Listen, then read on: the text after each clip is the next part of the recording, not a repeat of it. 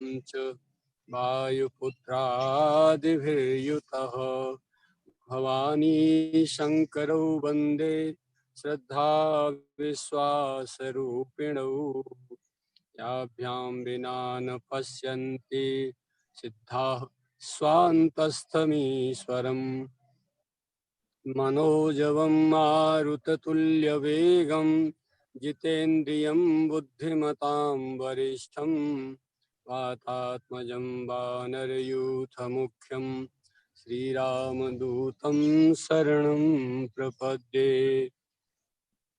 गंगा गायत्री गुरु गिरिगोवर्धन गाय गीता ब्रजभूरविसुता मैं बिनवों शीस नवाए जनक और जननी मेरे लीजय कोटि प्रणाम आय सुआस सुदीजिए मैं करूं हरि गुणगान भक्ति भक्त भगवंत गुरु चतुर नाम बपु एक इनके पद वंदन करूं नाशत विघ्न अनेक वाञ्छा कल्पतरुभ्यश्च कृपा सिन्धुभ्य एव च पतितानां पावनेभ्यो वैष्णवेभ्यो नमो नमः मनोहरणी मनमोहिनी श्रीराधे सुकुमार कृपा करो करुणामयी मैं परो तिहारे द्वार बिरद तिहारो स्वामिनी दीन जनन प्रतिपाल गुण अवगुण देखे बिना तैने कोटिन किएरी निहाल नाम रूप लीला तेरी गाऊं आठो याम कृष्णदास सदगुरु कृपा पायो श्री ब्रज धाम भलो बुरो खोटो खरो तू तेरो सुकुमार उजहरि कंठ लगाइए कृष्णदास बलिहार चहुँ दिस शोभित है सदा जाके संत समाज सब देवन को मुकुटमणि मेरो राजा श्री गिरिराज गुरुर्ब्रह्मा गुरुर्विष्णु गुरुर्देवो महेश्वरः गुरुः साक्षात् परं ब्रह्म तस्मै श्री गुरवे नमः वर्णानामर्थसंहानां रसानां छन्दसामपि मंगलानां च कर्तारो वन्दे वाणी विनायकौ श्री गुरु चरण सरोज रज निज मन मुकुर सुधार वरनौ रघुवर विमल जस जोदायक फल चार श्री गिरिराज धरण की जय सद्गुरुदेव भगवान की जय ब्रजभूमि की जय भारत के समस्त तीर्थन की जय समस्त तीर्थ देवतान की जय समस्त संत भक्त वैष्णव समाज की जय अपने अपने माता पिता की जय अपने अपने सद्गुरुदेव भगवान की जय ब्रजरज महारानी की जय राधा गोविंद भगवान की जय श्री गौरी शंकर भगवान की जय सीताराम भगवान की जय श्री हनुमान जी महाराज की जय रहे बच्चे सभी व्यक्त अव्यक्त संत महापुरुषन की जय और आप सब भाइयों को उपस्थित समादरणीय समागत सभी बहन भाइयों को मेरी राम राम जय जय श्री कृष्ण जय श्री राधे श्याम। हाँ बताएं आज क्या क्या। तो बाबा दो प्रश्न आए हैं। जी एक पहला प्रश्न जो आया है कि साधक की दिनचर्या कैसी होनी चाहिए।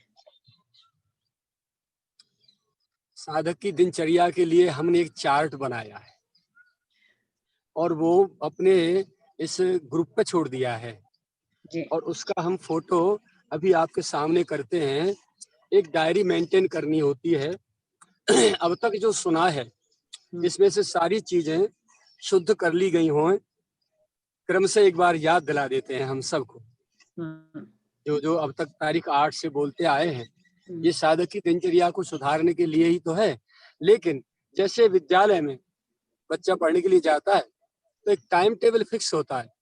हुँ, कहीं शीतकाल में थोड़ा 35 मिनट का घंटा होता है पीरियड, और इसमें ग्रीष्म काल में, गर्मी में 30 मिनट का घंटा होता है या 25 मिनट का पीरियड होता है पढ़ाने वाले। हुँ, इसलिए सभी सब्जेक्टों को पढ़ने का नंबर आ जाता है।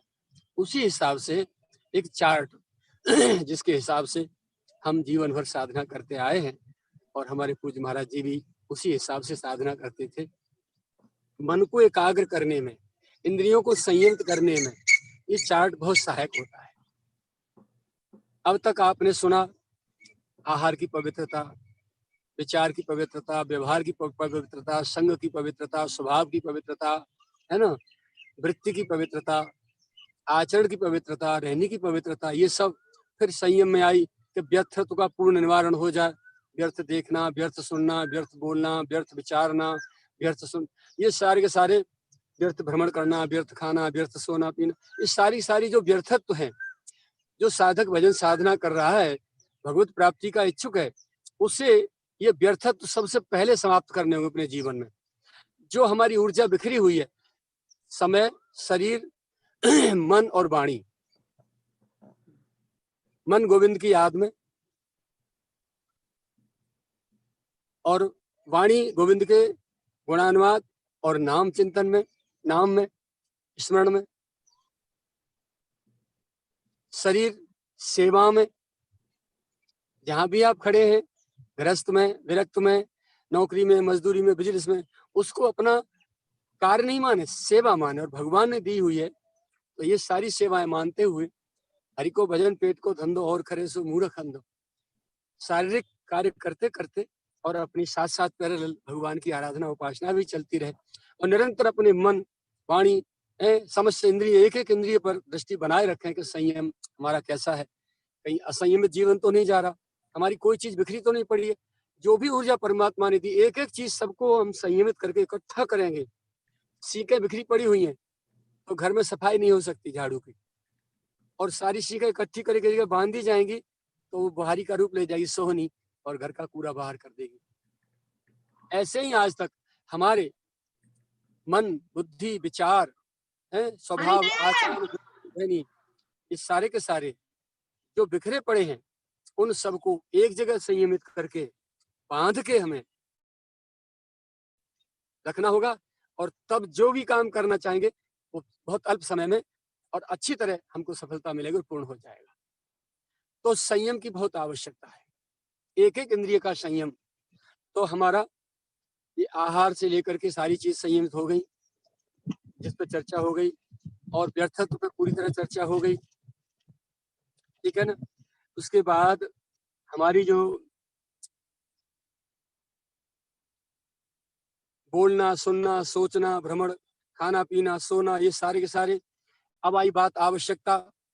आवश्यकता नहीं, कोई इच्छा नहीं हो, है ना? और आसक्ति नहीं, जो वस्तु हमारे पास नहीं है उसकी, अभावित वस्तु की हमारे चित्त में इच्छा नहीं होना, ये मोक्ष हो गया। इच्छा रहित होना, जो वस्तु ऑलरेडी हमारे पास है उसको, उसमें मोह ममता आसक्ति न होना, भगवान ने दी है जीवन यापन के लिए, क्योंकि हमारे पूर्वजों को भी दी है परंपरागत, सबको देते आए, सब छोड़ के जाते रहे, इसलिए हमारी नहीं।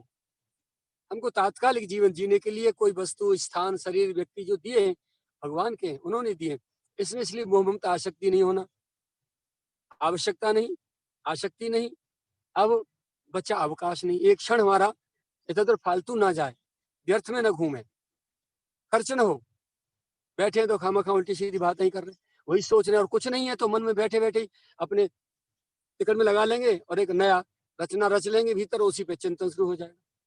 तो ये विशेष ध्यान रखने की बात है साधक को, जो भगवत प्राप्ति का इच्छुक है। मन जो है व्यर्थ में फालतू कोई चीज खड़ी करके अपने सामने उसका चिंतन नहीं कर रहा है, इसलिए उसको भी संयमित करना। इन सारी चीजों को अब फिर बाद में किसी प्रेमी संत की शरणागति, तो इसके लिए अभी हम अभी तैयार नहीं हुए हैं, अभी हमें बहुत कुछ करना है। तो जो भी है, सत्संग करना, संतों के पास आना जाना, कथा कीर्तन सुनना, फिर नवधा भक्ति का निरूपण हुआ, 9 प्रकार की भक्ति को धारण करना है। फिर श्रद्धा, सदाचार यानी निष्कामता, पवित्रतम जीवन, साधन और प्रेम, आत्मीयता। ये हमारी पंचामृत जो संजीवनी है महाराज जी की, इस पर चर्चा हुई। ये सारी चीजें हमारी पवित्र हो गई, पुष्ट हो गई, हमने संभाल ली। फिर हमारा चिंतन निरंतर अपने पे, बहिर्मुखता छोड़ करके कौन कैसा है, कौन क्या कर रहा है, क्या नहीं है। बाहर की दृष्टि जाए तो केवल मार्ग देखने के लिए, अथवा कहीं कोई जब लौट के आवे दृष्टि तो शिक्षा के लिए, शिक्षा लेके लौटे, दोष देख के नहीं लौटे। कोई व्यक्ति यदि विकार युक्त है और विकार में डूबा है और विकार युक्त कोई नाटक या लीला कर रहा है, कोई क्रिया कर रहा है, तो उससे हमें घृणा नहीं करनी है, भगवान से प्रार्थना करनी, प्रभु इसको आपने ऐसी बुद्धि दी है तभी तो ऐसा कर रहा है, मुझको दे दी हो तो मैं भी यही कर रहा होता, मैं कौन सा लाट साहब। कृपा करके सद्बुद्धि प्रदान करो, जिससे ये बेचारा अपने आत्म कल्याण को समझे, मानव जीवन के मूल्यों को समझे और मानव जीवन को आपकी प्राप्ति में लगाए, सदाचार युक्त जीवन जिए, पवित्र जीवन जिए।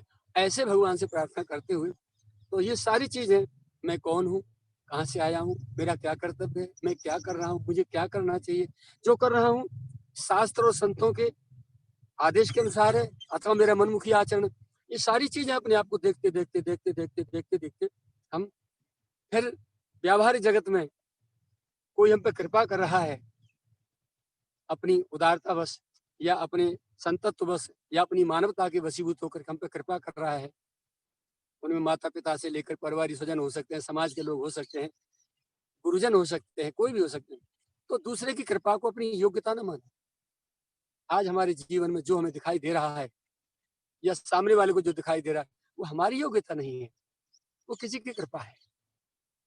ऐसा मानते हुए हम चलेंगे, अहंकार नहीं होगा, किसी प्रकार के चित्त में विकार नहीं आएंगे, क्योंकि अहंकार के आते सारे विकार आ जाते हैं।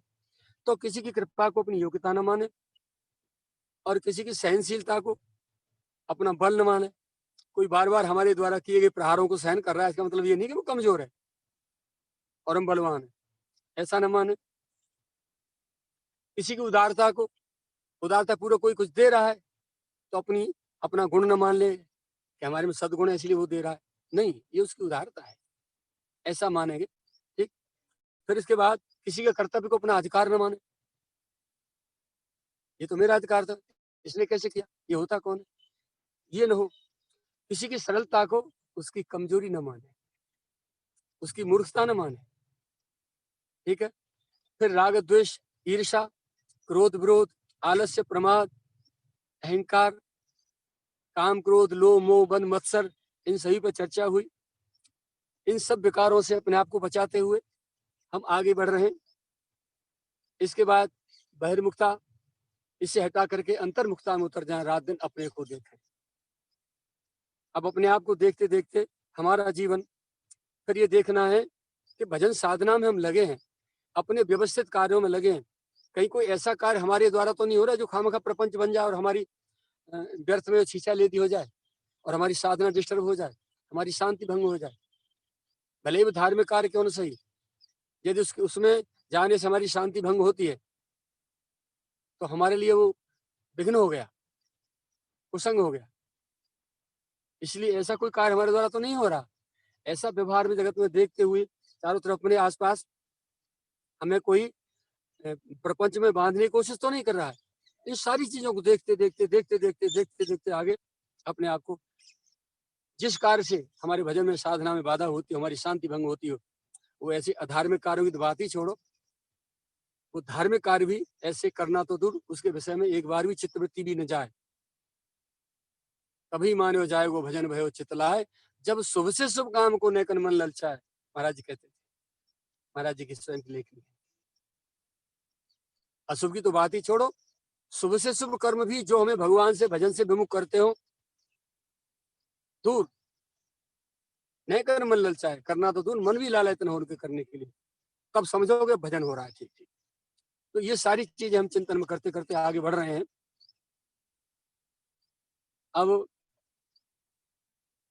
जिसके 3 बानक बन गए, जिससे सदगुरु की प्राप्ति हो गई, उनमें हमारी श्रद्धा हो गई, उन्होंने हमें अपना लिया।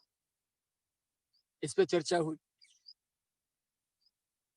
तो ये सदगुरु की प्राप्ति तब होगी जब हमारे चित्त में कोई सांसारिक कामना नहीं होगी। जब तक भगवान से चाहना है तब तक हमको सदगुरु नहीं मिलेंगे, गुरु मिलेंगे, और वो भी हमें खोजने पड़ेंगे अपनी चाहत की पूर्ति कराने की सामर्थ्य वाले, मिले मिले ना मिले। लेकिन सदगुरु तब मिलेंगे जब भगवान से चाहना बंद होकर केवल भगवान को चाहना शुरू कर देंगे, तो भगवान चल पड़ेंगे और सदगुरु रूप से हमको प्राप्त होंगे। जब इतना सारा का सारा हमारा निर्मल होता चला जाएगा तो मन और इंद्रियां सारे के सारे स्वयं संयमित हो जाएंगे। क्योंकि आहार जो है मन को दो चीजों से प्राप्त होता है, दो मार्ग से, भगवान भी, अध्यात्म भी, भक्ति भी, और अपना संसार माया भी। नेत्रों के और कान के चित्र दर्शन देख करके और शब्द सुन करके हमारी जो भी होती है उन्नति अवनति, जो भी कुछ होता है हमारा, इन्हीं के माध्यम से होता है। हम संसारी घोर संसारी दृश्यों को देखेंगे, रात दिन संसारी चर्चा सुनेंगे तो संसारी हो जाएंगे, हमारा वही चिंतन होगा फिर। क्योंकि जो बात बार बार कही और सुनी जाती है वही भीतर रात दिन हमारे दिलो दिमाग में घर करके बैठ जाती है, और वही हमारे विचार में आती है, फिर वही हमारी क्रिया में आती है, और वही हमारा जीवन बन जाती है। इसलिए बहुत संयम की आवश्यकता है। नेत्रों को संयमित करें, मार्गदर्शन करें अथवा जहां भी दृष्टि जाए वहां से शिक्षा लेके लौटे, विकार लेके न लौटे। संसार तो विकार में है ही है। यदि प्रपंच अस अचल अनादि, ऐसा तो है ही। इसलिए इससे हमको अपने आप को बचाते हुए जब भी दृष्टि जाए तो कोई शिक्षा लेके लौटे, दोष दर्शन करके ना लौटे। नवदा भक्ति में है, सपने नहीं देखे परदोसा, आठम जथा लाभ संतोषा, सपने नहीं देखे परदोसा। तो ये 8वीं भक्ति में आता है। तो दृष्टि जब उठे, कान भगवान के गुणानुवाद ही सुने। अब आप अनावश्यक जो श्रुति और दृश्य हैं उनसे कैसे बचें? हम मार्ग देख रहे हैं, परिक्रमा जा रहे हैं, या कहीं भी रास्ते में जा रहे हैं, अपनी फैक्ट्री जा रहे हैं, अपनी ड्यूटी जा रहे हैं, किसी भी अपने कार्य के लिए जा रहे हैं, तो मार्ग तो देखेंगे ही। और मार्ग के लिए हमने दृष्टि उठाई और सामने से हमें कोई ऐसा दृश्य दिख गया अश्लील कि जिसने हमारे घर मन में जाके घर कर लिया। हम रास्ते में निकल रहे, कुछ लोग ऐसी चर्चाएं कर रहे हैं खामा-खा की, व्यर्थ की, वासनिक, विकारयुक्त, ना चाहते हुए भी हम रास्ते से निकले और कान में पड़ गई। तो कानों ने अपना काम कर लिया, श्रवणेन्द्रिय और चक्षु, इन्होंने अपना काम कर लिया। इन्होंने फोटो खींच लिया और उन्होंने शब्द रिकॉर्ड कर लिए, वीडियो बन गई, चित्त में फाइल स्टोर हो गई। अब उस पर चिंतन होना स्वाभाविक है। इसीलिए बड़े बड़े महापुरुष इधर उधर भटकते नहीं, कहीं आते जाते नहीं, और दृष्टि को संयमित रखते हैं। हमेशा दृष्टि नीचे करके चलते हैं। सामने वाले से भी बात करेंगे तो दृष्टि देकर नहीं बात करते हैं, क्योंकि दृष्टि देने से उसके जो विकार होते हैं, ये अच्छाई बुराई होती है, गुण अवगुण हमारे में आ जाते हैं दृष्टि के माध्यम से। बचपन की घटना बताऊं, मैं लगभग 5-6 वर्ष का था। बाबा की कृपा पहले से रही, विवेक हमेशा जागृत रहा मेरा बालकाल से। तो मुझे मेरी माँ उंगली पकड़ के ले जा रही थी। तो मेरी जहाँ नलियाल है वृंदावन के ठीक सामने, यमुना पल्ली पार, तो खेत जो है पास में ही है मामा जी के, तो वहां जा रही थी। तो गांव के और मामा जी के खेत के बीच में एक भाई का खेत और था, दूसरे मामा का, खास मामा नहीं थे। पीपल का पेड़ था रास्ता किनारे, और वो दूर हल चला रहा था। जैसे ही उसकी पत्नी जो मेरी मामी लगती थी वो आई, उन्होंने रोटी उतारी, एक मटका में छाछ थी, रायता बना हुआ, वो उतारी, उस पर रखी।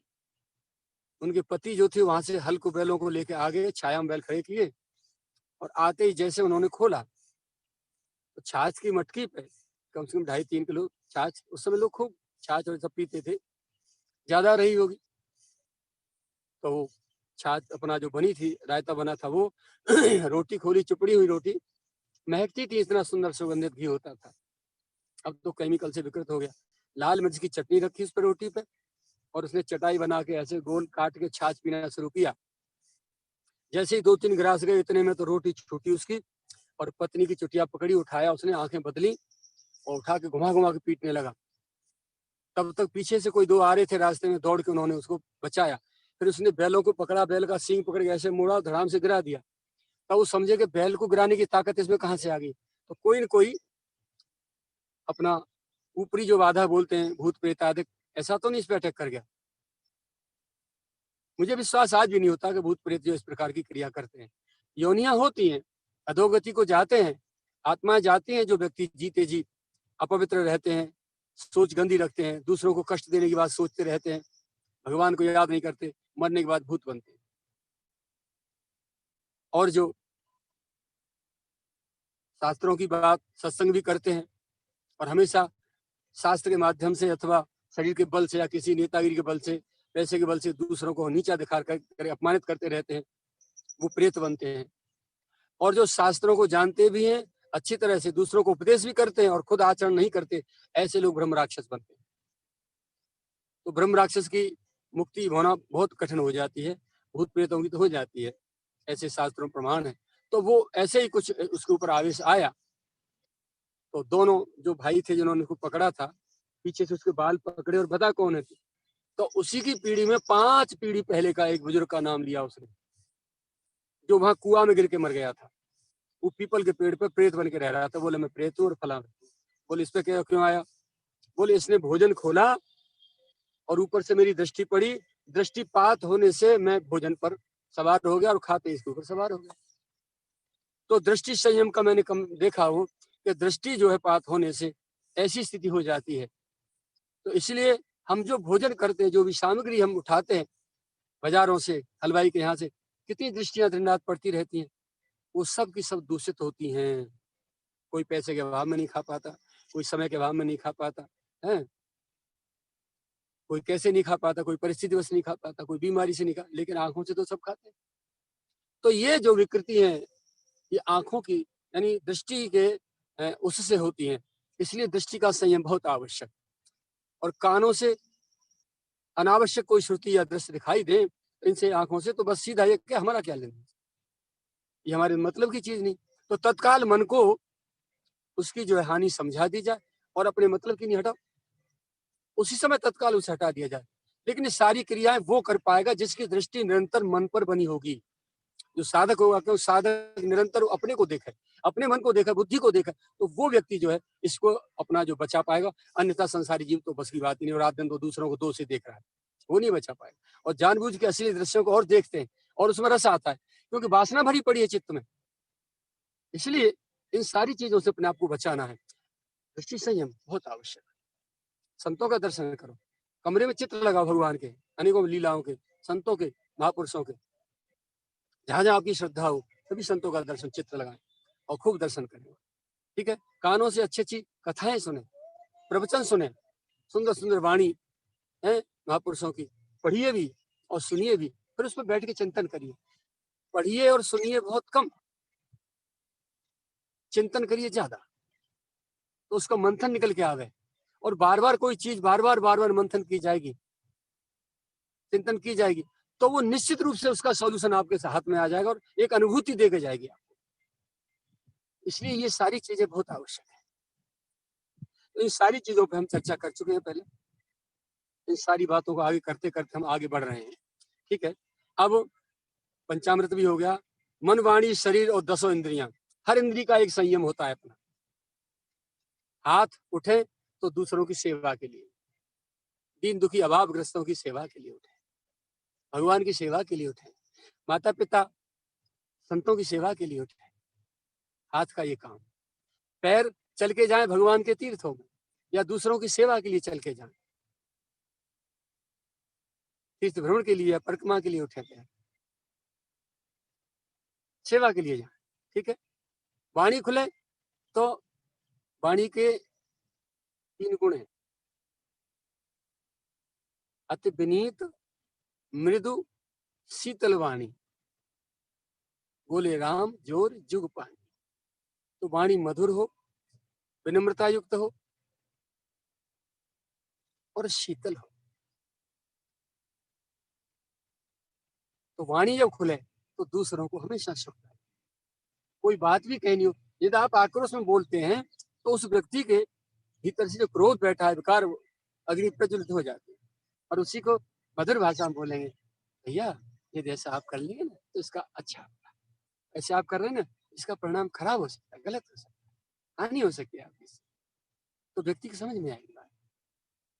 तो वाणी मधुर, दृष्टि संयम, जब भी उठे कान भगवत कथा के उसके चलें। 3 बात हो गई। हाथ सेवा के लिए, पैर भगवत भगवत सेवा के लिए, ठाकुर सेवा के लिए, दीन दुखी के लिए, और मन निरंतर चिंतन करे अपने प्रियतम का। तो ये एक-एक इंद्रिय का संयम हो, बहुत आवश्यक है। ये सारी चीजें साधक कर पाएगा, विषय नहीं कर पाएगा। तो जो अब तक बोल रहे हैं 8 तारीख से लेके अब तक जो भी आहार आदि की जो शुद्धियां, सब जितनी शुद्धियों पे तो बोल रहे हैं, लगातार सर्फ साबन चल रहा है, वॉशिंग मशीन चल रही है, जीवन को धो रही है। तो ये जब सुधर जाएगा, सारा का सारा पवित्र हो जाएगा, शुद्ध हो जाएगा, परिष्कृत हो जाएगा, निर्मल हो जाएगा, सारा मल बाहर हो गया, तो मन तो एकाग्र स्वयं हो ही जाएगा।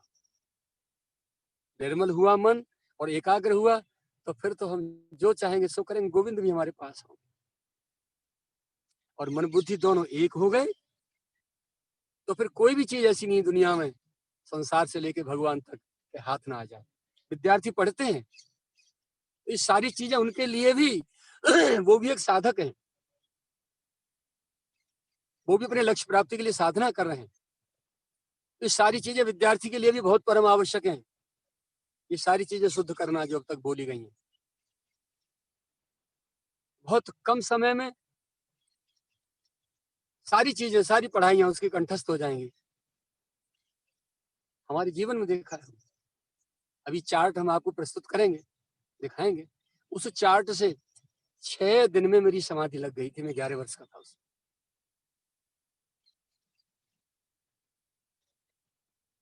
तो वो चार्ट जो है, चाहे विद्यार्थी हो, चाहे कोई भगवत प्राप्ति का साधक हो, संत हो, महात्मा हो, कोई भी हो, घर गृहस्थी में रहने वाला हो, चाहे व्यक्ति हो, चाहे विद्यार्थी हो, कोई भी हो, ये चार्ट सबके काम की चीज है। तो एक एक इंद्रिय का संयम, ये सब कुछ पूरा पवित्र होता चला जाए, साधक की रहने के लिए बहुत आवश्यक है। अब जीवन की 2 धाराएं,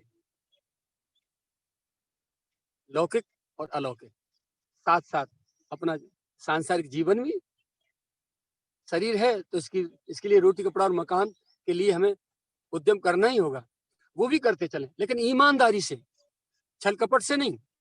हम बहुत चतुर समझते हैं अपने आप को, दूसरे को छल लेते हैं, तो चोरी करते हैं, झूठ बोलते हैं, और पैसा संग्रह कर लिया हमने, अपना काम बना लिया। लेकिन 1,000 नहीं, 1,000,000,000 101% आपको नरक की तैयारी भोगनी है। और जितना आपने छल किया दूसरे के साथ में, उससे करोड़ गुना आपको भुगतान भी करना पड़ेगा। परमात्मा कब उसकी जो लिस्ट आउट कर दे, ये उसके हाथ की बात है। रोडों पे जो बैठे हैं ये क्या है? ये पिछले जन्मों के पूंजीपति हैं, जिन्होंने शोषण किया है दूसरों का, और शोषण करके अन्यायपूर्वक संपत्ति इकट्ठी की, उसका दुरुपयोग किया, इसीलिए परमात्मा ने संपत्ति छीन ली और इनको रोड पे लाके बैठा दिया। यदि भगवान की दी हुई किसी भी इंद्रिय का, शरीर का, मन का, वाणी का हम जो दुरुपयोग करते हैं, तो ये सारी चीजें भगवान हमसे छीन लेंगे। और क्या मेंटल डिस्टर्ब कर देंगे। देखो कितने बच्चे बचपन से गर्भ से ही मेंटल डिस्टर्ब आते, पागल आते, कितने विकलांग आते, जिन्होंने अकारण दूसरों को शक्ति का, बाहुबल का प्रयोग करके और दूसरों को कष्ट दिया, भगवान ने शारीरिक शक्ति छीन ली, विकलांग कर दी। तो ये किसी न किसी कर्म का फल है।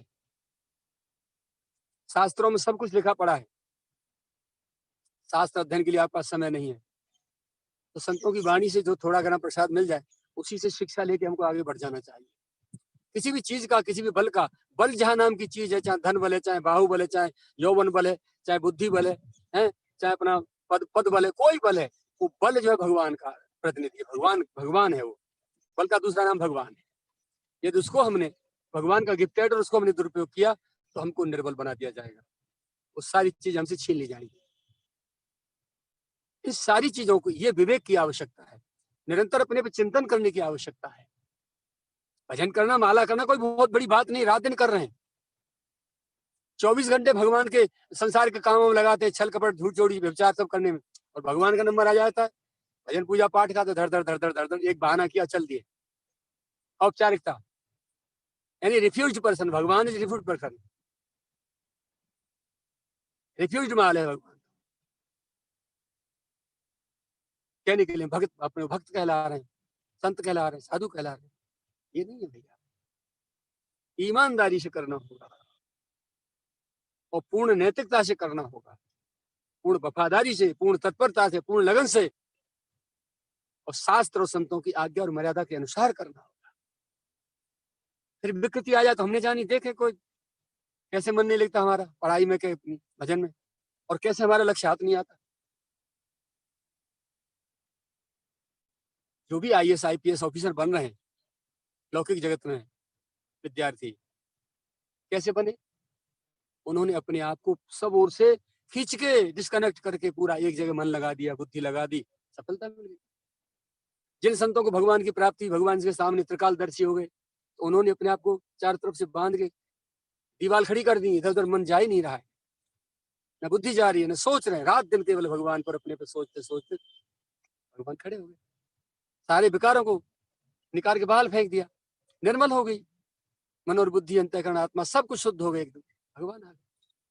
कोई कठिन कार्य नहीं मानव जीवन के लिए, मानव कर सकता है और अल्प काल में कर सकता है, लेकिन करने की फुर्सत कहाँ है? रात दिन कुसंग में डूबे हैं। जैसे लोग हम रहते हैं वैसे ही बुद्धि विचार बन जाते हैं, वैसा ही मन बन जाता है, वैसे ही काम करने की फिर जो है सहज प्रवृत्ति बन जाती है। इन्फेक्शन है ना, इन्फेक्शन हुआ और वैसा ही बन जाता है, कोई बीमारी लग जाती है। तो सारी चीजों पर 8 तारीख से चर्चा होती चली आ रही है। जितना जीवन शुद्ध और परिष्कृत करते करते करते करते करते कर हम कहाँ तक आ गए हैं? जब सब कुछ हमारा व्यवस्थित हो गया और इस साधना के पीछे जो भी भजन कर रहे हैं, पूजा कर रहे हैं, पाठ करते हैं, कीर्तन कर रहे हैं, सत्संग कर रहे हैं, जो भी कुछ कर रहे हैं, उसके पीछे सबसे बड़ी बात है हमारी हौदी में नीचे जहाँ पानी डाल रहे हैं, ट्यूबवेल चल रहा है, सुराख तो नहीं है, कोई सांसारिक कामना तो नहीं है। भजन भगवान का है तो प्राप्ति भगवान की कामना ही भगवान से मिलने की होनी है कि नहीं है, ये भी देखते चलना है। कहीं ऐसा ना हो हमारी भजन कर रहे हैं और हमारा सारी साधना जो है कामना खा रही है और संसार बढ़ता जा रहा है। हमारी भजन पूजा पाठ के परिणाम संसार बढ़ रहा है, भौतिकता बढ़ रही है, तो समझ लेना चाहिए कि हमारा भजन खराब हो रहा है, लीक हो गया, हमारी टंकी लीक हो गई, गए काम से। जी बाबा। तो ये सारी चीजों पे हम जो है तब ध्यान देंगे जब हम साधक होंगे, जब अंतर्मुखी होंगे, और जब दूसरों को देखते रहेंगे तो कुछ भी हाथ नहीं लगेगा। इन सारी चीजों से अपने आप को खींचते खींचते खींचते खींचते शुद्ध करते करते करते करते करते एक एक चीज को निरंतर देखते रहे कि कोई गंदगी हमारे पास तो नहीं आ रही, हमारी क्रिया में, हमारे व्यवहार में, हमारे स्वभाव में, हमारी वृत्ति में, हमारे आचरण में, हमारे मन में, हमारी बुद्धि में, ये सारी सारी चीजें आसपास देखते देखते देखते देखते आते सर जब निर्मल हो जाएंगे, यही तो होगा कि हमारे पास पैसा नहीं होगा, हम बड़े महाराज जी नहीं कहलाएंगे, गाड़ी बंगलाओं में ऐसे नहीं कर पाएंगे। जिसकी यहाँ चाह ना है उसकी वहां चाह ना है, जिसको लोग यहाँ नहीं चाहते उसको वहां भी भगवान नहीं चाहते, और जिसकी यहाँ चाह ना है, जिसको लोग यहाँ चाहते हैं उसकी वहां भी चाह ना है, भगवान वहां भी चाहते हैं। तो यहाँ ट्रेनिंग के लिए छोड़ा गया है मानव जीवन दे करके, हमें ये ध्यान रहना चाहिए। जी बाबा। और ट्रेनिंग का मतलब है कि अच्छे एक्सीलेंट नंबरों से हमको पास होना है, टॉप क्लास में जाकर, टॉप 10 में नहीं, टॉप 1 में जाकर निकल के जाना है। संसार तो मिला है, जन्म जन्म से मिलता आया है, और विषय विकार ये सारे के सारे तो नरक में भी, नार की योनियों में भी, पशु पक्षियों में भी हैं, ये तो वहां भी भोग लेंगे जब उद्धार नहीं होगा तो, और भोगते आ रहे हैं। मानव जीवन मिला है तो थोड़ी कम कर ले, संयम कर ले। मेरी बात तो यह कि पशुओं की तरह भी संयमित हो जाए मनुष्य, तो उसको जो है कभी बीमारी नहीं लगे और कभी कमजोरी नहीं आवे, कभी बुढ़ापा नहीं आवे, उस पर दीर्घायु जिएगा, स्वस्थ दुरुस्त चुस्त और मस्त जिएगा, और सारे के सारे मन बुद्धि विचार सब सुख रहेंगे। इतना संयम पर पशु में अपनी ऋतु पर ही जो है अपनी वासनाओं को भोगते हैं, उसके बाद नहीं, पूरे वर्ष वर्ष संयम में रहते हैं। ये मनुष्य तो पशु से भी गया बीता है, पशु भी हो जाए ना तो भी कल्याण में देरी नहीं है। तो ये सब साधक की रहनी है।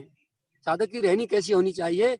पहले ये चीजें शुद्ध करो, ये रहनी के अंतर्गत आती है सारी सारी चीजें, एक एक चीज अपनी शुद्ध करते करते। अब जब हमारा प्राप्तव्य हमारे साथ हाथ है। अब क्या रहा, मन बुद्धि विचार जो शुद्ध हो गए हैं, अब भूख जागृत होगी। गाड़ी तैयार है हमारी, अब जरूरत है ड्राइवर की, और ड्राइवर है कर्णधार सदगुरु दृढ़नावा, दुर्लभ साज सुलभ कर पावा। जो न तरे भवसागर नर समाज अस पाए, सोकृत निंदक मन्नमत आत्म हन गत जाए। जो परलोक यहाँ सुख चाहू, सुन मम बचन हृदय दृढ़ गहू। सुलभ सुखद मार्ग ये भाई, भगत मोर पुराण श्रुत गाई। भगवान की स्वयं की श्रीमुख की वाणी है, अयोध्या वासियों को इकट्ठे करके भगवान उपदेश दे रहे हैं। तो ये सारी चीजें हमें पवित्र शुद्ध करनी ही होंगी, इसके बाद साधना हो पाएगी। और इतने सारी विकृतियां भरी पड़ी हैं, ठीक है, समय पास करते रहोगे, हाथ नहीं लगेगा कुछ भी, न शांति मिलेगी, न आत्म कल्याण होगा, और न आवागमन से पिछाई छूटेगी। बार बार जन्म पर जन्म मरण पर मरण होते रहेंगे। वो आप चार्ट देखिए, ये बनाया गया है, ठीक है ना, ये देखिए आप जी मैम, निकटता से देख लीजिए। बाबा एक दूसरा प्रश्न आया है जी। दिख रहा है आपको?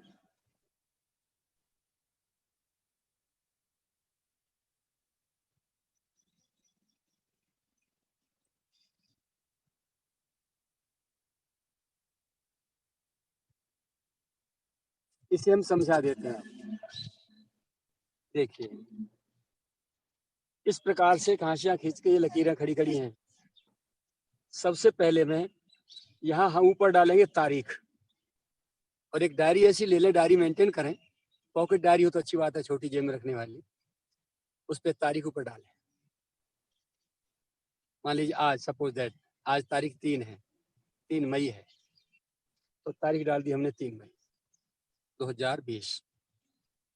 अब ये चार्ट में लिखा हर खाने के ऊपर, ये नीचे हमने समय डाला, ऊपर यहाँ समय लिखा, और हम कितने बजे जगते हैं, 3 बजे या 4 बजे या 5 बजे या 6 बजे, जो भी जितना हम जगते हैं उस समय से समय डालना शुरू करें तारीख में।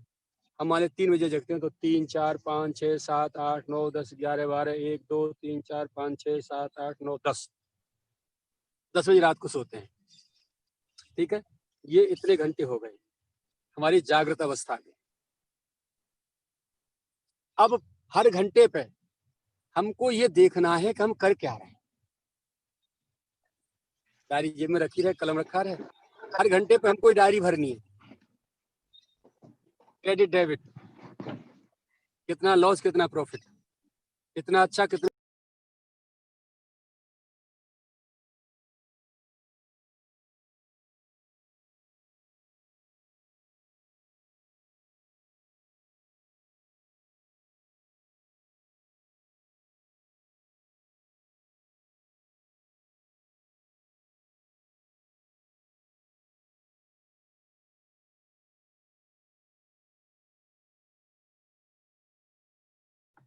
अब आपका फोन म्यूट है जी। कितना समय भोजन में लगता है, और कितना हम अपना समय सोने में व्यर्थ करते हैं, कितना शयन में जाता है, कितने घंटे, वो टोटल इसमें लिखना है। कितने बजे से कितने बजे तक हमने शौच स्नान किया, वो टाइम लिखा हमने। मान लीजिए सुबह हम 3 बजे जगे, 4 बजे हम शौचालय गए, तो 4 से देख के घड़ी देख के जाएं, और बाहर निकलते ही फिर देखें कि कितना समय हमारा इसमें लगा शौचालय में। फिर स्नान किया, कितना समय, कितनी मिनट उसमें लगी, जितने मिनट लगे इसमें लिख दीजिए, यहाँ लिख दीजिए, ये लिख दिया। उसके बाद हमने बाल भोग किया, जो भी नाश्ता किया, कितना मिनट लगा, यहाँ लिख दिया। उसके बाद दोपहर में हमने भोजन किया, कितने मिनट उसमें लगे, वो यहाँ लिख दिया। उसके बाद फिर हमने 3 बजे करीब चाय लिए, नाश्ता लिए, जो भी लेते हैं आप, डिनर जो भी कुछ करते हैं, वो जितना लगे यहाँ लिख दिया। उसके बाद रात्रि को भोज लिया, भोजन डिनर कहते हो अपनी भाषा में, हम ब्यारू कहते हैं उसे संतों की भाषा में। ये जितना समय लगा उसे यहाँ लिख दिया। हम रात को 10 बजे सोए और 3 बजे जग गए, तो 10 से 11, 12, 1, 2, 3, 5 घंटे की नींद हो गई। 5 घंटे इसमें लिख दीजिए यहाँ। कुल मिला के कितना टाइम खर्च हुआ हमारा 24 घंटे में से शरीर के कामों में, नीचे कैलकुलेट करके योग लिख दिया यहाँ। ठीक है, अब चलते हैं संसार। हमने दिन में जो काम किया उस संसारी कार्य में शरीर से काम और जीव से नाम, ये तो निरंतर चलेगा। नाम जीव से चलता रहना चाहिए। और मैं कौन हूँ, मेरा क्या कर्तव्य है, ये कार्य जो कर रहा हूँ जीव को पार्जन के लिए कर रहा हूँ, ये ध्यान रहे निरंतर, यदि आप साधक हैं तो। अब संसारी कार्यों में व्यवहार जगत में कोई व्यक्ति आ गया, हमें उससे बात करनी पड़ी, तो बात करने से पहले घड़ी देख लीजिए कितने मिनट उसने हमारे खराब किया। हमें व्यवहार जगत में अपनी किसी कारोबार के लिए, व्यापार के लिए, ठीक है, वो काम हमने जितना समय लगाया, या विद्यार्थी पढ़ने जा रहे हैं स्कूल में कितना समय हमारा किस किस क्लास में लगा, वो टोटल जो भी हमारा दिन में जागृत अवस्था में जो समय हमारा खर्च हुआ, वो समय यहाँ लिख दीजिए संसार के उसमें कितना घंटा लगा हमारा, वो नीचे कैलकुलेट करके यहाँ लिख दीजिए इस कॉलम में। उसके बाद आता है संयम। हमारा मन क्या सोच रहा है, अचानक मन पे छापा मारो, संसार या भगवान, क्या चाह रहा है, ठीक, वो देखो। हमारी वाणी कहीं कोई असली शब्द तो नहीं बोल रही, किसी के लिए कष्टकारक तो नहीं बोल रही। इंद्रियों का संयम कैसा है, दृष्टि संयम कैसा है, ये जो भी है, ये संयम हमारा कैसा चल रहा है, इंद्रियों का, मन का, बुद्धि का, विचार का, वो इसमें लिखते जाइए। यदि कहीं गड़बड़ी हुई है असंयम में, असंयम हुआ है, तो यहाँ नीचे लिख दीजिए। नकारात्मक है, सकारात्मक है, वो अपने हिसाब से आप सांकेतिक भाषा में उसको इस कॉलम में लिखते जाइए। उसके बाद चलते हैं नाम। नाम जब कितना हो रहा है, जब जब बात हुई संसारी आदमी से उस समय नाम बंद हुआ, फिर भी बीच बीच में नाम करते रहो। वो जब बोले तो नाम शुरू, और जब हमें बोलना पड़े तो नाम कट जाए। तो टाइम से देखें कि कितना मिनट हमारा नाम बंद हुआ, वो इसमें लिख दीजिए नाम के कॉलम में। 5 मिनट, 10 मिनट, 20 मिनट, 25 मिनट, आध घंटा, 1 घंटा, जो भी इसमें लिखते जाइए।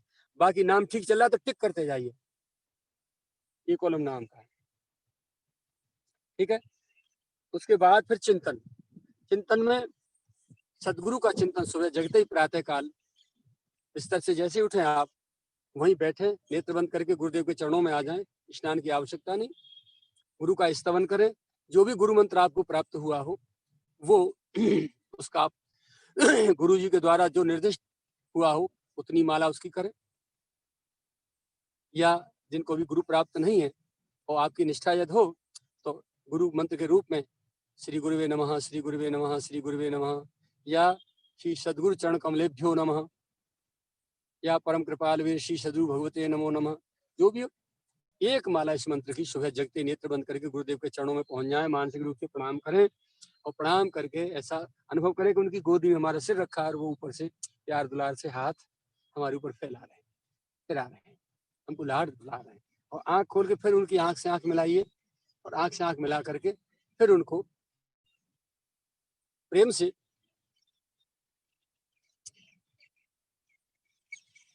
पूछिए, उनकी राजी खुशी लीजिए, कुशलता लीजिए, उनकी कुशलता लीजिए, अपनी कुशलता दीजिए और प्रार्थना करिए, गुरुदेव मेरा आज का दिन पवित्र कार्यों में बीते, कोई गलत काम मेरे से ना हो। ऐसा जो है गुरुदेव से प्रार्थना करें सुबह सुबह। फिर बिस्तर छोड़ने से पहले धरती माँ का स्पर्श करें और रज सिर धरे हिय नैनन लावें, रघुबर मिलन सरिस सुख पावें। धरती माँ का दोनों हाथों से स्पर्श करिए, सिर पे लगाइए, फिर वक्षस्थल पे लगाइए, फिर दोनों नेत्रों पे लगाइए, बाजुओं पे लगाइए, मानो हमने रज स्नान कर लिया। और माँ से प्रार्थना करिए, धरती माँ से, माँ मेरा आज का एक एक कदम भगवत नाम से और पवित्र संकल्पों के साथ तेरे ऊपर उठे। पता नहीं कितनी योनियों में जन्म जन्म पर हम आपको कष्ट देते आ रहे हैं, आज का दिन मेरा पवित्र कार्यों, पवित्र संकल्पों में ठाकुर जी का भजन नाम करते करते उठे, ये सी मेरे पर कृपा करना, ऐसी शक्ति मुझे प्रदान करना और मेरी प्रणाम ले लीजिए। और संसार के जगत के जितने भी जीव आपके ऊपर जो दुष्कर्मों में लगे, उनको माँ सद्बुद्धि प्रदान कर दीजिए। ऐसे धरती माँ से प्रार्थना करनी, ठीक। तो एक एक जो है हमें अपना ये अपनी दैनिक क्रिया जो शारीरिक क्रिया है ये उठाएं, फिर जीभ पे भगवत नाम पहले, धरती पे पाम पीछे, पहले जीभ पे नाम का पीछे भगवत धरती पे पाम, और दोनों कदम उठाएं अपने। महिलाएं बायां पैर और पुरुष वर्ग सीधा पैर प्रथम धरती पे रखें उठ करके, अथवा दोनों एक साथ रखें धरती माँ को। उसके बाद तब जीभ पे नाम जप करते करते अपना जो भी कार्य करना है, कोई भी कार्य करना है अपना, शारीरिक, शौचालय जाना है, स्नान करना है, या भजन पूजा पाठ करनी है, या झाड़ू पोछा करनी है, और कोई घर के काम करने, उनमें लग जाइए। जीव निरंतर नाम करती रहे और मन से सोचते रहिए कि सावधानी, आज मनीराम कोई गलत काम न हो जाए। पवित्र विचारों के साथ ऐसा सुंदर सहयोग मिला है, संतों की कृपा मिल रही है, शास्त्रों की कृपा मिल रही है। संत कितने प्यार दुलार से हमें समझा रहे हैं हमारे आत्म कल्याण के लिए। उनका स्वार्थ क्या है?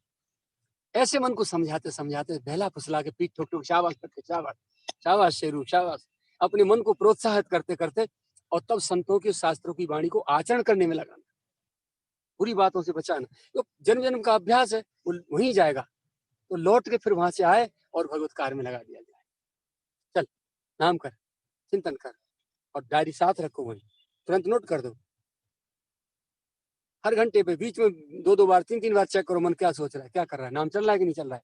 तो ये निरंतर शारीरिक कृत्य करते, नौकरी में भी कर सकते हो, पढ़ाई में भी कर सकते हो, बिजनेस में भी कर सकते हो, शारीरिक काम में कोई भी कुछ कर रहे हो शरीर से, आप ये चेकिंग आप कर सकते हैं। छोटी सी पॉकेट डायरी मेंटेन करके, ये कॉलम बना के ऐसा लिखते चले। शाम को सोने से पहले पूरी डायरी चेक कर लेनी है, कितना समय किस में खर्च हुआ। तो आगे चलते हैं। तो चिंतन कैसा चल रहा है, संसार का या अपना भगवान का?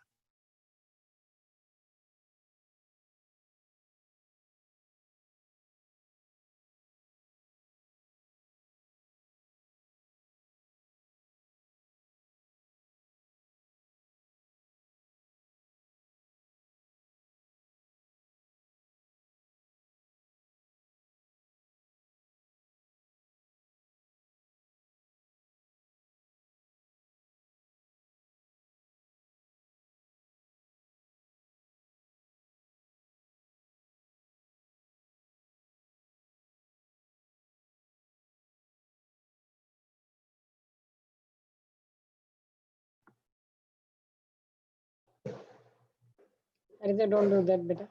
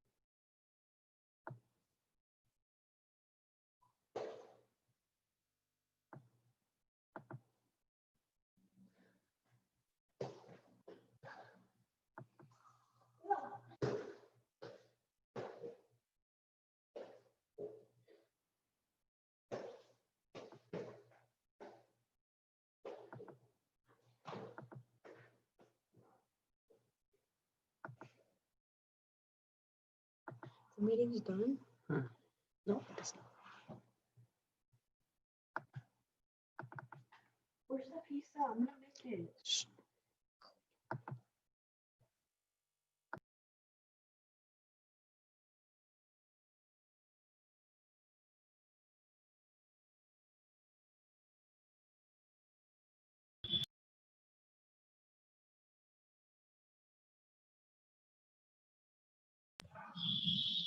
श्री राधे श्याम। ये बीच में बड़ा विक्षेप होता है। हाँ, तो हमारा चिंतन कैसा चल रहा है पूरे दिन, वो इस कॉलम में लिखना है, एक में। ठीक, उसके बाद अगला कॉलम होता है हमारा कामना का। हमारी कामनाएं कैसी हैं? संसारी पदार्थों की, संसारी व्यक्तियों की, या किसी स्थान के विषय में, यानी भगवान को चाह रहे हैं या भगवान से चाह रहे हैं। ये जो है कदाचित किसी की संगति से हमारे चित्त में कामना संसारी पदार्थों की बनी, तो कितने बजे बनी वो टाइम के हिसाब से यहाँ नोट कर देंगे। लौकिक के लिए एलओ लिख दो, अलौकिक के लिए एलओ लिख दो, एएलओ, या जो भी अपना संकेत बनाना हो वो आप उस कॉलम में लिख दीजिए।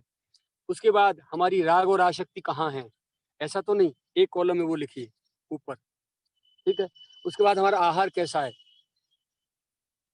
हमने कोई अखाद्य पदार्थ तो नहीं खाया, शुद्ध है कि नहीं। हमारा संग कैसा है, हमारी संगति शरीर से तो है ही है, वो तो देखी जाती है, अच्छी है बुरी है, कहीं गलत तो नहीं हो रही संगति में हमारी। हम मन से कोई गलत संगति की, गलत व्यक्ति का चिंतन तो नहीं कर रहे। यदि गलत व्यक्ति का चिंतन हम करते हैं तो हमारी गलत संगति हो गई। बाहरी संग से तो बच जाते हैं, हम उठ के चल देंगे, लेकिन भीतरी संग से कैसे बचें, जो मन खड़ा कर लेता है अपने आप में बुला के अकारण। तो वो जो है ये आहार और संग, इस कॉलम में स्वभाव कैसा है हमारा, एक कॉलम में व्यवहार कैसा है दूसरों के साथ हमारा।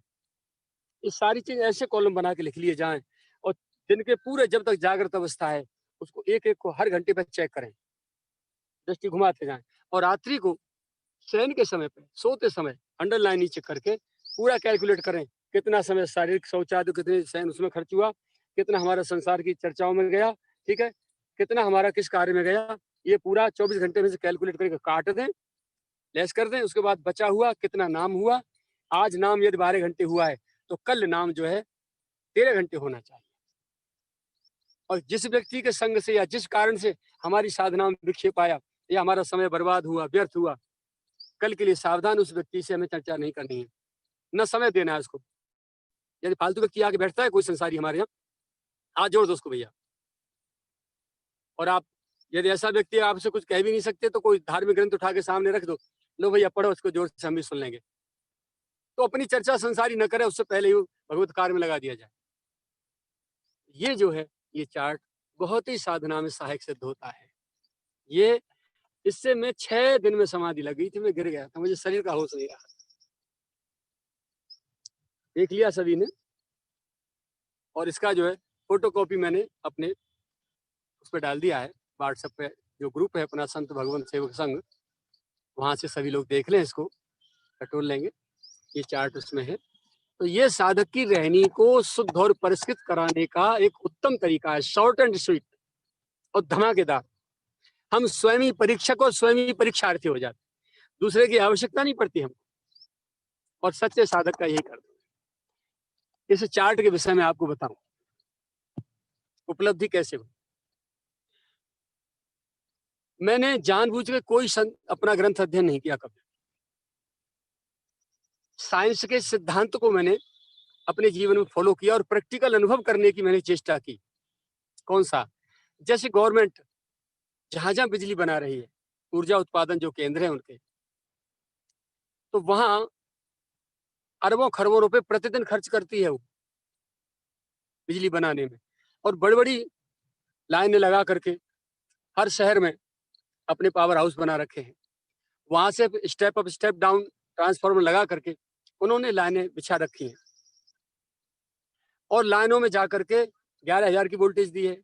उसके बाद फिर छोटी छोटी ट्रांसफार्मर देकर 11,000 की, उससे बाद में फिर स्टेप डाउन करके और वोल्टेज धारा कम करके 440 वोल्ट की, फिर जो है अपने घर घर जो है सबको सप्लाई दे रहे हैं।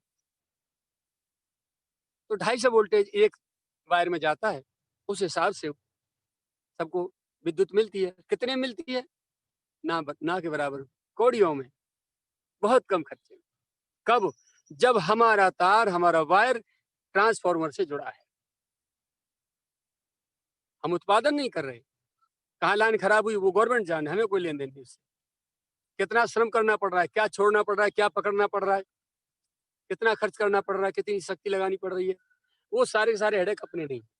अपने तो तार कनेक्शन लिया सीधा घर में और बटन दबाओ और पंखा, एसी, कूलर सब चल गए, हीटर चल गए, आनंद से अपने मौज ले रहे हैं। वॉशिंग मशीन चल रही है, सारे काम कर रहे हैं। कब? जब हमारा तार कनेक्ट है, निरंतर, ऑलवेज कनेक्टेड।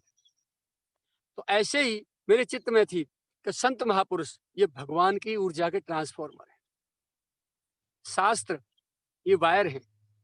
तो हम निरंतर अपने दिल का वायर, हृदय का वायर संतों से जोड़ें। तो संतों ने जो बड़ी बड़ी तपस्या करके, साधना करके, त्याग करके, वैराग करके, कठिनता से जो भी अपने पे आध्यात्मिक ऊर्जा इकट्ठी की है, वो सारी की सारी हम उनकी याद करने से, उनका चिंतन करने से अपने में भीतर भर लेंगे सारी की सारी। तो हम क्यों शास्त्र अध्ययन करें, क्यों मेहनत करने लगे, हम क्यों जो है अपना ऊर्जा उत्पादन का केंद्र खड़ा करने लगे। हम तो तार डालें, ट्रांसफर कनेक्शन लें और अपने सारे के सारे घर गृहस्थी के जो भी कार्य संपादन करें। तो ये मेरे मन में थी प्रैक्टिकल, और ये मेरा सफल गया, धमाके से सफल गया। मैंने कोई भी ग्रंथ अध्ययन नहीं किया, मैं आपको सच बता रहा हूँ। और 95 से कंप्यूटर मेरे हाथ में है। मैं समझता हूँ 75 के आसपास ग्रंथों का लेखन मेरे द्वारा उसमें हुआ है। जो भी टॉपिक मेरे चित्त में आ गया, लेके बैठ गया, उस पर ग्रंथ तैयार हो गया। तो सदगुरु के चरणों में मैंने सदगुरु भक्ति की है, मैंने सदगुणों की उपासना की है। भगवान की भक्ति के साथ साथ मैंने इसको प्रधानता ज्यादा दी है, इंपॉर्टेंस इसको ज्यादा दी है। जीवन से विकारों को दूर करो, अच्छाई अपने में भरो। ये जीवन, हमारी वाणी, हमारा व्यवहार, हमारा स्वभाव दूसरों के लिए मिठास भर दे, दूसरों के लिए सुखदाई हो, वो मिलने के लिए तड़पते रहें। भगवान से ज्यादा मीठा कोई नहीं है, उनसे ज्यादा सरल कोई नहीं है। उत्तरकांड में जिस समय भगवान वहां से लौट के आए हैं और राजगद्दी हुई और सभी बानरों को विदा करना, तो अंगद को विदा कर रहे हैं। अंगद रो रहे हैं, फिपा रहे हैं, बहुत ज्यादा हल्ला मचा रहे, प्रभु मेरे पिता आपको सौंप गए थे, आप मुझे क्यों भेज रहे हैं, मैं तो आपके चरणों में रहूंगा, मुझे सेवा में रख लीजिए। फिर भगवान ने रखा नहीं। गोस्वामी जी लिख रहे हैं, कुलसहु चाहे कठोर थे, कोमल कुसुमु चाहे, चित्त खगेश राम कर समझ परे कहु का है। कुलसहु चाहे, चाहे कहते हैं वज्र के भाले की नोक जो आगे की जितनी जो कठोर होती है ना, उससे भी ज्यादा तो भगवान का स्वभाव कठोर है। जब कठोरता पे आते हैं तब, जब न्यायाधीश बनते हैं और कर्म फल जब देते हैं, दंड देते हैं या पुरस्कार देते हैं, तो न्यायाधीश बने हुए समय पर कोई कुछ नहीं देखते, दूध का दूध, पानी का पानी। तो पुलिस वज्र से भी ज्यादा कठोरता उनके जीवन में, उनके व्यवहार में दिखाई देती है, स्वभाव में दिखाई देती है। तो भगवान का स्वभाव वज्र से भी ज्यादा कठोर भी है? पुलिसहु चाहे कठोरत, और कोमल कुसुम चाहे, फूल कितना कोमल होता है, उसकी आगे की नोक जो होती है ना, फूल की पंखुड़ी की कितनी कोमल होती है, उससे भी ज्यादा कहीं कोमल भी है। चित्त खगेश राम कर समझ परे कहु का है। ठाकुर का चित्त जो है कैसा है, स्वभाव कैसा है, भला किसी की समझ में नहीं आता। उसकी प्राप्ति के लिए हमें कम से कम उतना मधुर तो बनना ही पड़ेगा, उतना सरल तो बनना ही पड़ेगा। किसी को सुख नहीं दे सकते, दुख भी नहीं हो हमारे द्वारा। तो मेरे जीवन में सारी चीजें नहीं, एक एक चीज मैंने प्रैक्टिकल करके, मैं केवल अपने सदगुरु भगवान का चिंतन किया। आज मैं अपने भीतर की बात खोल के फेंक रहा हूँ, क्योंकि साधक जगत को इससे सारी बहुत सी मार्गदर्शन मिलेंगे। क्योंकि संत अपनी सारी चीज उपलब्धियों को छुपा के ले जाते हैं, क्योंकि कोई अधिकारी नहीं होता। और मेरे मन में तो ये बात है कि मैं अपनी को एक भी चीज छिपा के नहीं ले जाऊं। आज नहीं तो कल, कल नहीं तो परसों। कोई साधक यदि इस बात को सुन लेगा, समझ लेगा, तो उसको जो मेहनत करके जीवन जीते जीते मैंने आज तक 70 साल की उम्र पाई है, जो श्रम करके, जो कठिनता से प्राप्त की वस्तु, मेरी आज जो उपलब्ध वस्तु जो है, सीधे सीधे उस साधक के हाथ में पहुंच जाए, उसको वो मेहनत ना करनी पड़े, उतनी उम्र उसे नहीं खपानी पड़े। इसीलिए अपने सच्चे सदगुरु, भगवत साक्षात्कार प्राप्त महापुरुष हो, उनमें हमारी सच्ची श्रद्धा हो, निस्वार्थ निष्काम, कोई लौकिक भावना से नहीं, और उन्होंने हमें अपना लिया हो और उनकी आज्ञा से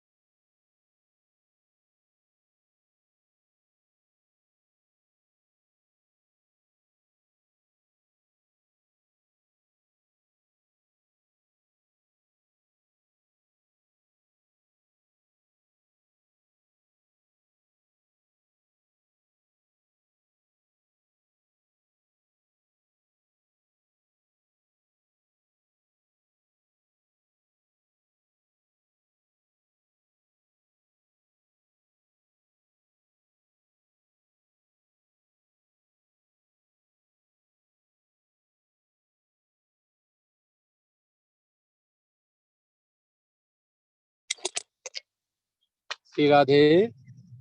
राधे राधे बाबा, आ रही है आवाज। जी हाँ, जी हाँ, जी हाँ। पता नहीं क्या तकनीक खराब हो रही है बार बार। तो सदगुरु का चिंतन आप निरंतर करते हैं तो जैसे महापुरुष का आप चिंतन कर रहे हैं उसमें जितनी ऊर्जा होगी आपके भीतर आ जाए। तो मैं निरंतर शरीर से सेवा करता था बाल्यकाल से, और महाराज जी का सदगुरुदेव का चिंतन करता था। जो जो सेवा करता था उन सारी सेवाओं का चिंतन करता था। सुबह जगने से शाम को विश्राम तक, विश्राम का समय बहुत कम मिलता था। मेरे भीतर उमंग रहती थी। दिन भर सेवा में भगा डोलता था, रात भर मैं देखता था जग के मेरे सदगुरु भगवान कन्हैया से कैसे बात करते हैं, कन्हैया उनकी गोद में खेलता है तो कैसे कैसे इनकी बातें होती हैं, क्या होता है। तो बस तखत बिछाया, उनको विश्राम करा दिया, मच्छरदानी लगा दी, उसके बाद ऐसे कोनी में लगा के यूं चुप चुप में एक साइड से दर्शन करता रहता था। नींद नहीं आती थी मुझे। इतना प्यारा मन और बुद्धि मेरे को दी है परमात्मा ने, मेरे माता पिता ने, मेरे सदगुरु भगवान ने, तो मुझे कभी भी बाहर की सोचने को एक क्षण के लिए भी अवसर नहीं आया कि कौन क्या।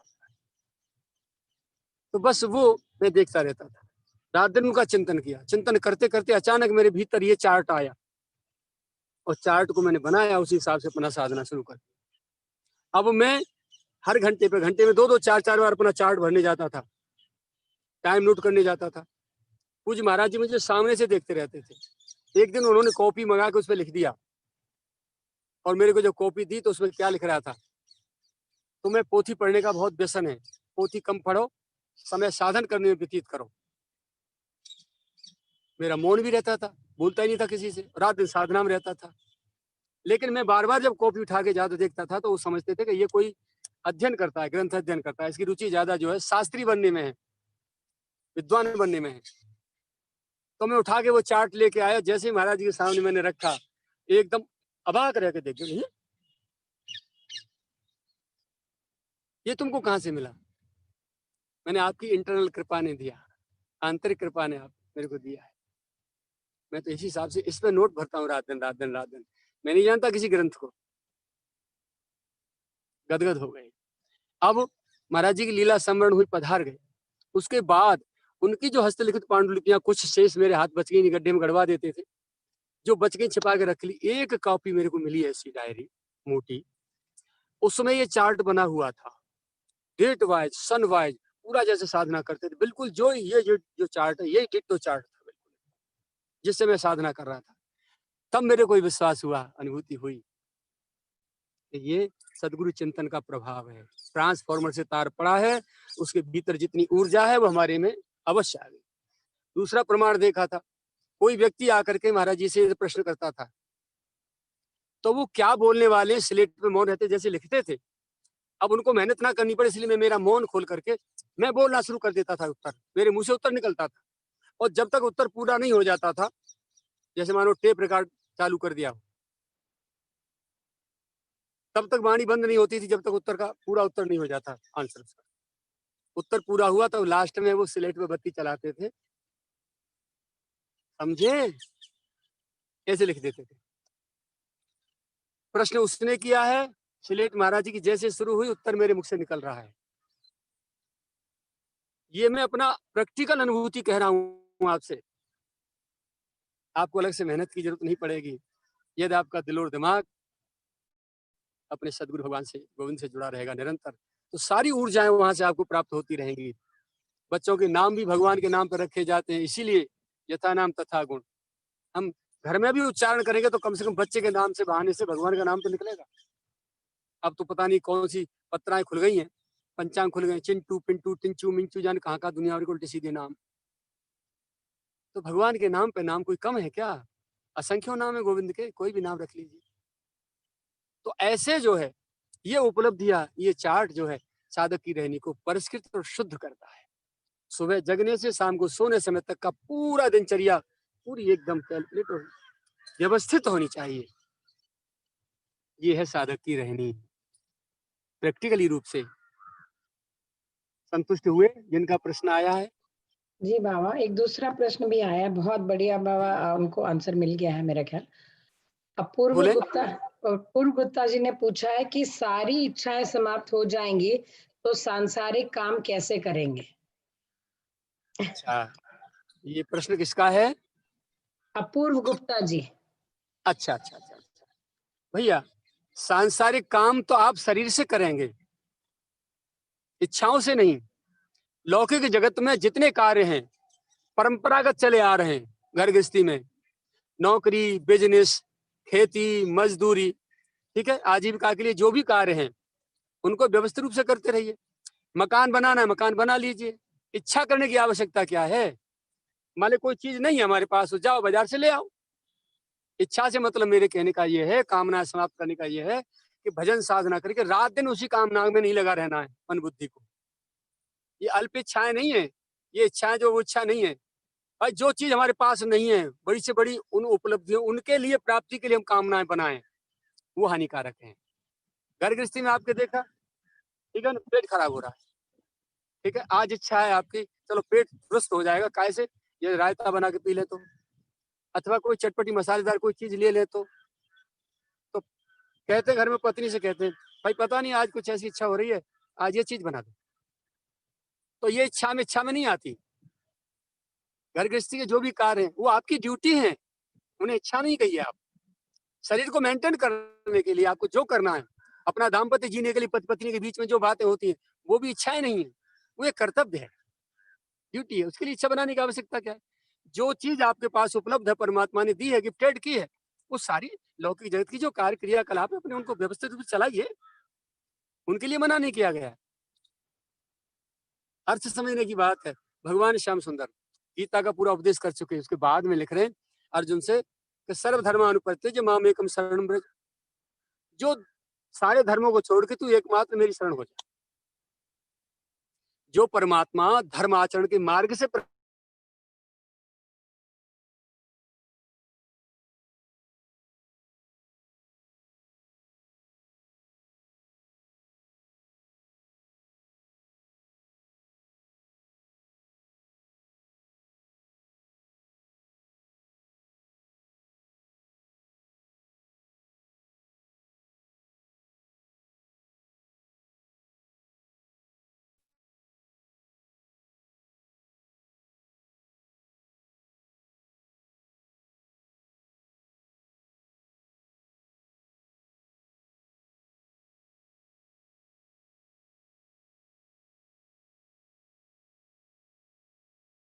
जी बाबा आ रही आवाज, 1 मिनट, लेट मी सी।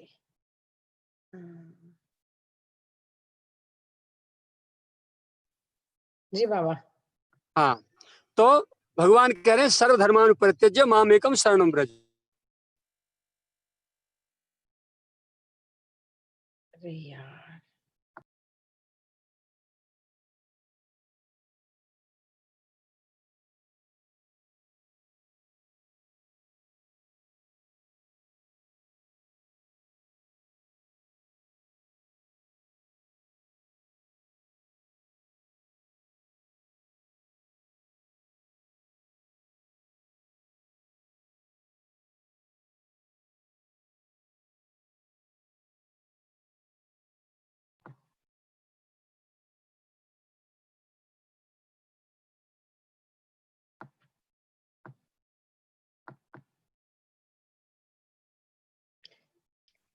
जी बाबा। तो जी सर्वधर्मानुपरित्यज्य मामेकम शरणं व्रज, सारे धर्मों को छोड़ने की भगवान कह रहे हैं, धर्म छोड़ने की बात नहीं कह रहे हैं।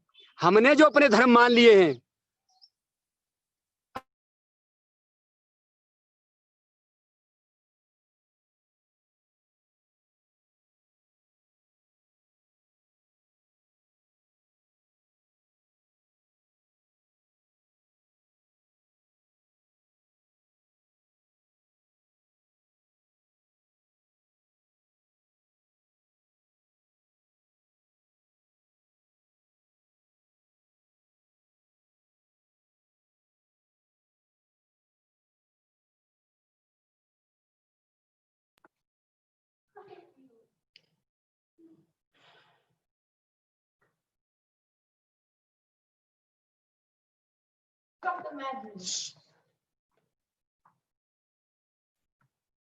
जी जी बाबा, अभी ठीक है। मेरा ख्याल हाँ आज कुछ तो टेक्निकल डिफिकल्टी है, थोड़ी देर में खराब हो जाता है, कोई बात नहीं। तो सर्वधर्मानुप्रत्यज्य, जो जो धर्म हमने मान लिए हैं, ठीक है ना, उस धर्म के परिणाम स्वरूप हमने जो आसक्ति बना रखी है,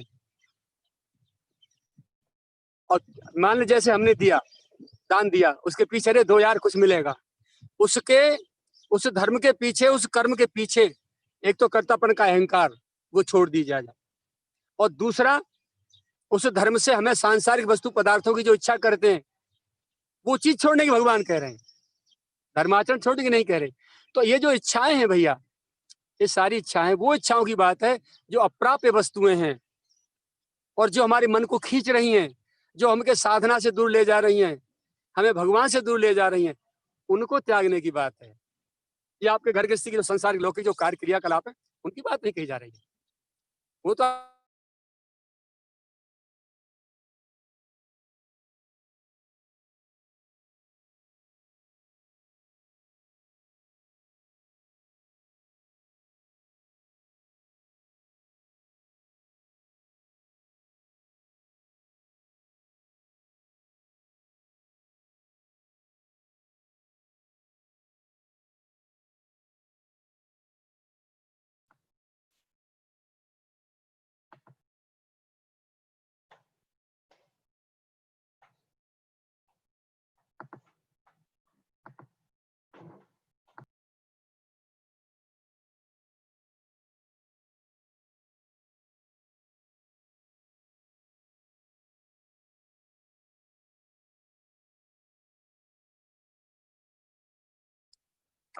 हाँ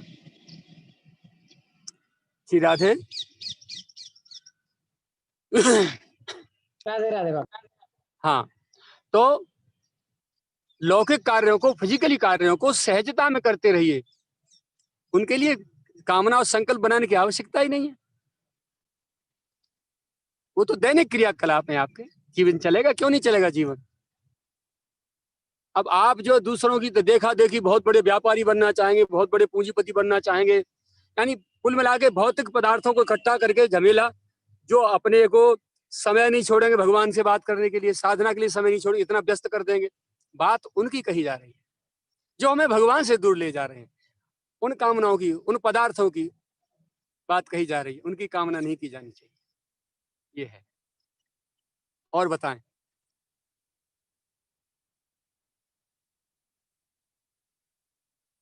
मीनू जी।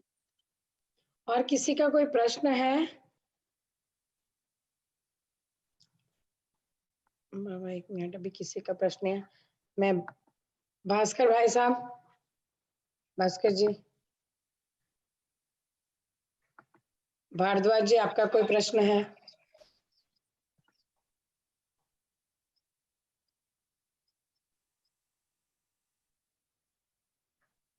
किसी का भी कोई प्रश्न हो तो बता सकते हैं। भास्कर भाई मेरा साहब प्रश्न आप। बाबा राधे राधे। राधे श्याम भैया, राधे श्याम। बाबा एकादशी कब है आज का मेरा प्रश्न। एकादशी का मैंने एक चार्ट, पूरे साल भर का एक चार्ट मैंने डाल दिया है, उसमें हाँ जी सारे त्योहार, एकादशी, व्रत सब लिखे हैं, और ग्रुप में ही जी पढ़ा है, उसे देख लेना। वैसे एकादशी जब 2 होती है तो पीछे वाली करते हैं, एकादशी 2 जी है तो हम कट करेंगे। जी बाबा, उसी चार्ट के अनुसार चलना बाबा, अब अगली बार क्वेश्चन नहीं करेंगे वाला हम। नहीं, बाबा राधे राधे। पूछ ले, टैली कर ले, कोई दिक्कत नहीं है, नहीं राधे राधे बाबा। लेकिन लेकिन इस समय नहीं, पार्ट टाइम में। जी जी जी जी बाबा, जी बाबा। हाँ, इस समय तो कोई आध्यात्मिक प्रश्न हो, चर्चा वाला, जिसमें सबको लाभ मिले। जी बाबा। जी हाँ, और कोई प्रश्न हो तो बताएं। अरे गाली दे दो। हमको गाली दे दो, गाली खाने की आदत है। आप लोग बढ़िया बढ़िया माल खाते हैं, हम गाली खाते हैं। मीनू जी। राधे श्याम। जी बाबा, अभी पूजा जी, आपका कोई प्रश्न है? मैंने आपको अनम्यूट किया है। 1 मिनट। और किसी का कोई प्रश्न है तो आप पूछ सकते हैं अभी। अरे कछु तो कहो माटी के धोंधा हो। काशी को बाबा बट कम कर। राधे राधे राम गुरु राम जी। राम राम सभी को राम राम। गुरु जी राधे राधे। राधे राधे। किसी सभी को का राम कोई प्रश्न राम। है? ये आप भी आते रहे हमें। राधे राधे बाबा। राधे राधे बाबा जी। नमस्ते।